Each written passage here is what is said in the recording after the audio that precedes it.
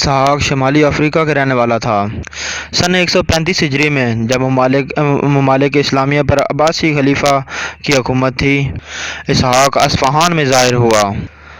اہل سیر نے اس کی خانہ ساز نبوت کی دکان آرائی کی کیفیت اس طرح لکھی ہے۔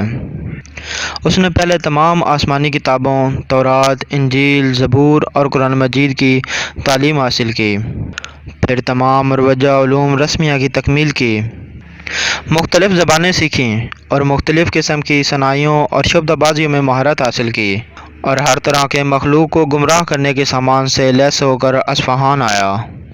اصفہان آ کر اس نے ایک عربی مدرسہ میں قیام کیا اور اپنے رہنے کے لیے ایک تنگ و تاریک حجرہ اختیار کیا، اور اس میں 10 برس تک خلوت نشین رہا اور اپنی زبان پر ایسی مہر سکونت لگائی کہ ہر شخص اس کو گونگا یقین کرتا رہا۔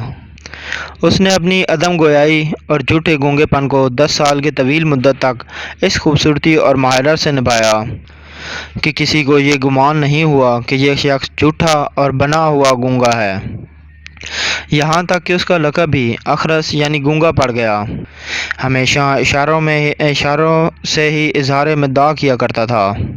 10 برس کی صبر آزما مدت گزارنے کے بعد اخرس اب اپنے منصوبے یعنی دعوی نبوت کے اعلان کی تدبیریں سوچنے لگا۔ آخر کار اس نے نہایت رازداری کے ساتھ ایک ایسا نفیس قسم کا روغن تیار کیا۔ اس روغن کی خاصیت یہ تھی کہ اگر کوئی شخص اسے اپنے چہرے پر مل لے تو اس درجہ حسین اور نورانیت پیدا ہو کہ شدت انوار سے کوئی شخص اس کو دیکھنے کی بھی تاب نہ لا سکے۔ اس کے ساتھ اس نے 2 رنگدار شمعیں بھی تیار کیں، اور پھر ایک رات جب سب لوگ اپنے اپنے گھروں میں سو رہے تھے، اس نے کمال احتیاط سے وہ روغن اپنے چہرے پر ملا اور وہ شمعیں جلا کر اپنے سامنے رکھ دیں۔ ان کی روشنی میں اس کے منصوبے کے مطابق اس کے چہرے میں ایسی رونائی اور چمک دمک پیدا ہوئی کہ آنکھیں خیرہ ہوتی تھیں۔ یعنی وہ لوگوں کو یہ دھوکہ دینا چاہتا تھا کہ 10 سال کی مسلسل ریاضت اور مجاہدے کو اللہ تعالیٰ نے قبول کیا، اور اس کے انوار و کیفیات اب اس کے چہرے سے نمایاں ہیں۔ چنانچہ اس نے یہ سب ڈھونگ رچا کر اس زور سے چیخنا شروع کیا، مدرسے کے تمام مکین جاگ اٹھے۔ جب لوگ اس کے پاس دوڑ کے آنے لگے تو یہ اٹھ کر نماز میں مشغول ہو گیا، اور ایسی پرسوز اور خوشگلو آواز سے قرآن کی تلاوت کرنے لگا کہ بڑے بڑے قاری جو وہاں موجود تھے اش اش کر اٹھے۔ جب مدرسے کے مکین اور طلباء نے دیکھا کہ ایک اور ذات گونگا باتیں کر رہا ہے اور قوت گویائی کے ساتھ ہی اسے اعلیٰ درجے کی فصاحت اور فن قرات اور تجوید کا کام بھی بخشا گیا ہے، اور چہرے سے ایسی نورانیت اور جلال ظاہر ہو رہا ہے کہ نگاہ نہیں ٹھہرتی، تو لوگ سخت حیرت زدہ ہوئے اور یہی سمجھے کہ اس شخص کو خدا کی طرف سے بزرگی اور ولایت عطا ہو گئی ہے۔ صدر مدرس جو نہایت متقی مگر زمانے کی عیاریوں سے ناآشنا تھے، بڑی خوش اعتقادی سے طلباء سے مخاطب ہو کر بولے، کیا اچھا ہو کہ اگر تمام شہر بھی خداوند قدوس کے اس کرشمہ قدرت کو مشاہدہ کر سکیں۔ چنانچہ سب اہل مدرسہ نے صدر مدرس صاحب کی قیادت میں اس غرض سے شہر کا رخ کیا کہ شہر کے لوگوں کو بھی خدا کی اس قدرت کا جلوہ دکھائیں تاکہ ان کے ایمان تازہ ہوں۔ سب سے پہلے قاضی شہر کے مکان پر پہنچے۔ قاضی صاحب شور و پکار سن کر گھبرائے ہوئے گھر سے نکلے اور ماجرا دریافت کیا، اور حیرت زدہ ہو کر سب مجمع لے کر وزیر اعظم کے دور دولت پر جا کر دستک دینے لگے۔ وزیر نے سب حالات سن کر کہا، ابھی رات کا وقت ہے، آپ لوگ جا کر آرام کریں، صبح دیکھا جائے گا کہ ایسی بزرگ ہستی کی شایان شان کیا طریقہ مناسب ہوگا۔ غرض شہر میں ایک ادھم مچ گئی۔ باوجود رات کے لوگ بڑی تعداد میں مدرسے کی طرف رواں دواں تھے، اور خوش اعتقادوں نے ایک ہنگامہ برپا کر رکھا تھا۔ قاضی صاحب شہر کے چند رؤسا کو لے کر اس بزرگ ہستی کا جمال مبارک دیکھنے کے لیے مدرسے میں آئے، مگر دروازے پر قفل لگا ہوا تھا۔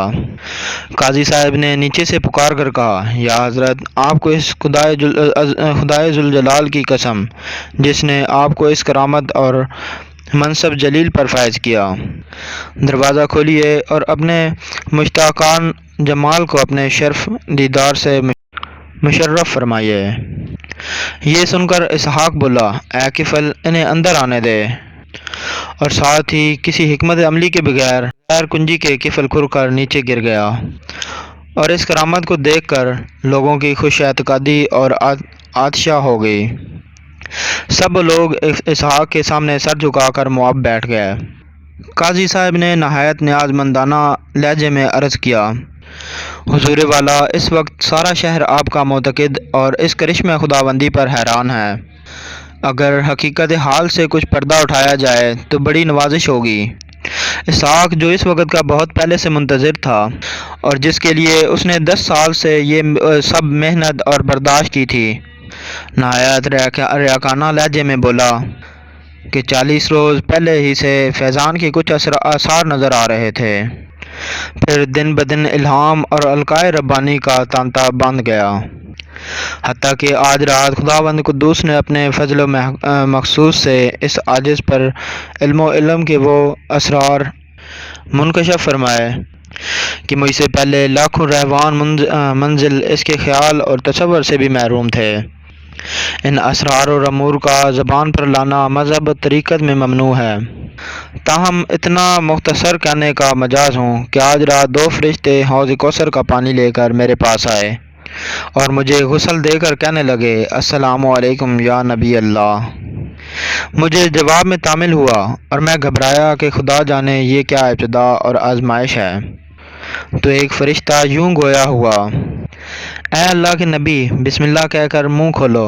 میں نے منہ کھولا تو فرشتے نے ایک سفید سی چیز میرے منہ میں رکھ دی، جو شہد سے زیادہ شیریں، برف سے زیادہ ٹھنڈی اور مشک سے زیادہ خوشبودار تھی۔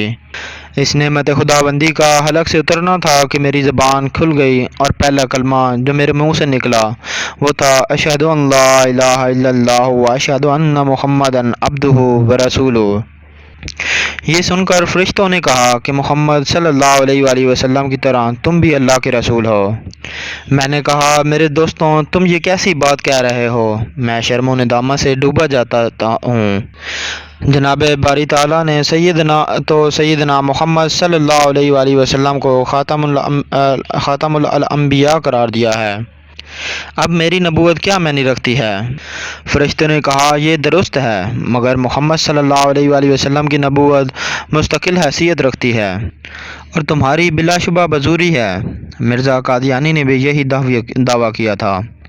اس کے بعد اسحاق نے حاضرین سے کہا، جب ملائکہ نے مجھے اور بروزی نبوت کا منصب تفویض کیا تو میں نے انکار کیا اور اپنی معذوری ظاہر کرتے ہوئے کہا کہ میرے لیے نبوت کا دعویٰ بہت ہی مشکلات سے لبریز ہے، کیونکہ معجزہ نہ رکھنے کی وجہ سے کوئی بھی میری تصدیق نہیں کرے گا۔ فرشتوں نے کہا، وہ قادر مطلق ہے جس نے تمہیں گونگا پیدا کر کے پھر بولتا کر دیا اور پھر فصاحت و بلاغت عطا فرمائی، وہ خود لوگوں کے دلوں میں تمہاری تصدیق کا جذبہ پیدا کر دے گا، یہاں تک کہ زمین و آسمان تمہاری تصدیق کے لیے کھڑے ہو جائیں گے۔ لیکن میں نے ایسی خشک نبوت قبول کرنے سے انکار کر دیا۔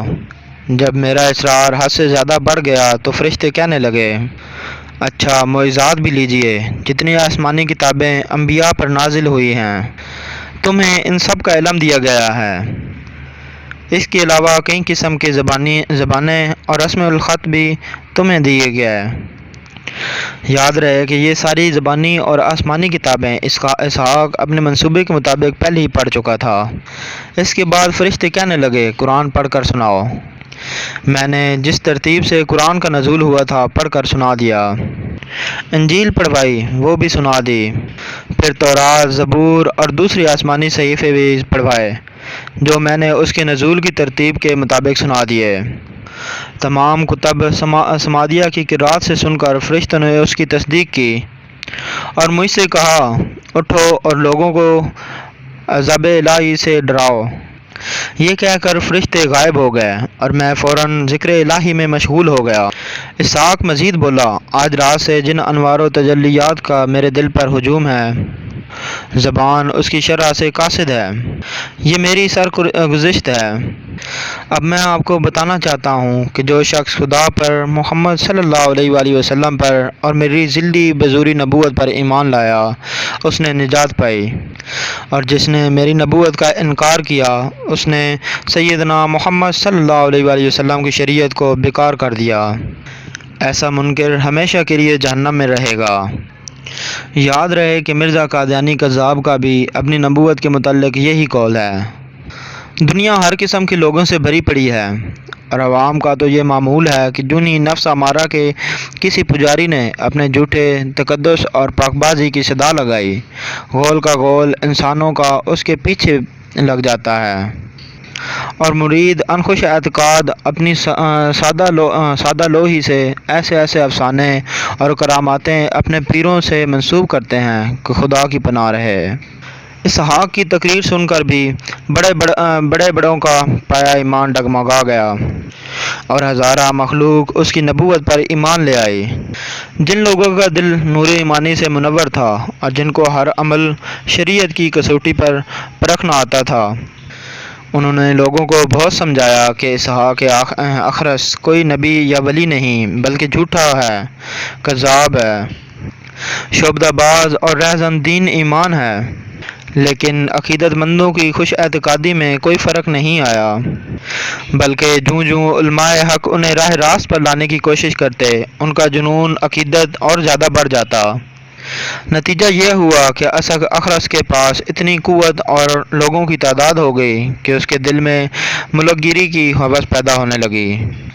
چنانچہ اس نے ایک بڑی تعداد اپنے عقیدت مندوں کی لے کر بصرہ، عمان اور اس کے قرب و جوار کے علاقوں پر دعویٰ بول دیا، اور عباسی خلیفہ ابو جعفر منصور کے حاکموں کو بصرہ اور عمان کے وغیرہ کے بے دخل کر کے خود قابض ہو گیا۔ خلیفہ جعفر منصور کے لشکر سے اسحاق کے بڑے مارکے ہوئے۔ آخر کار عساکر خلافت فتح یاب ہوا اور اسحاق مارا گیا، اور یوں وہ خود اور اس کی جھوٹی ذلی بظوری نبوت خاک میں مل گئی۔